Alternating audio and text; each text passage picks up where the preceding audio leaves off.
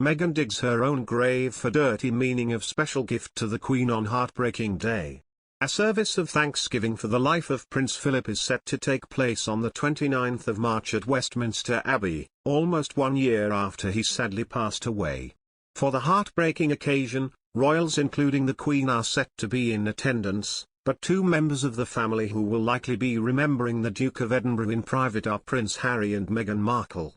The Duke and Duchess of Sussex are unable to attend the memorial in person, so it's possible they will choose to pay tribute to Harry's late grandfather from their Montecito home with their two children, Archie and Lilibet. Last year, Prince Harry was one of 30 guests at the funeral service due to the COVID-19 pandemic.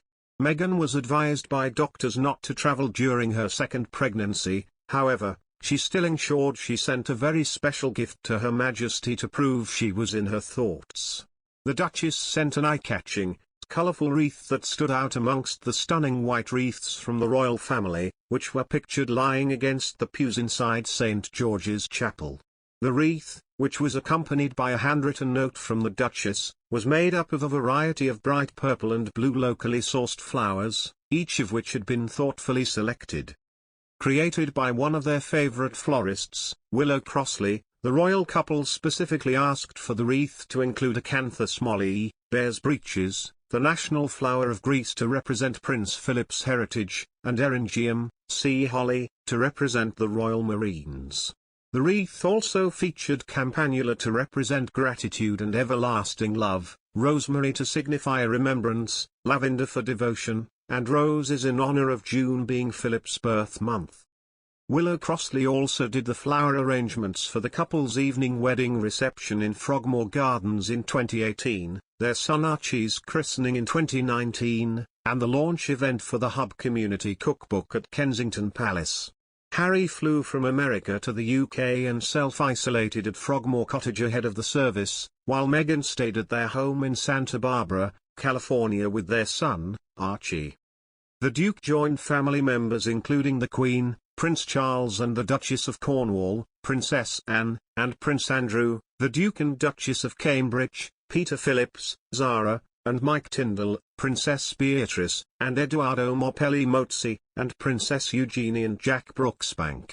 Meghan Markle and Prince Harry missed a crucial lesson from the Queen, the power of silence, a royal commentator has claimed. Daniela Elza pointed out the Queen has never given a single interview and said one lesson the monarch can teach us is the power of silence.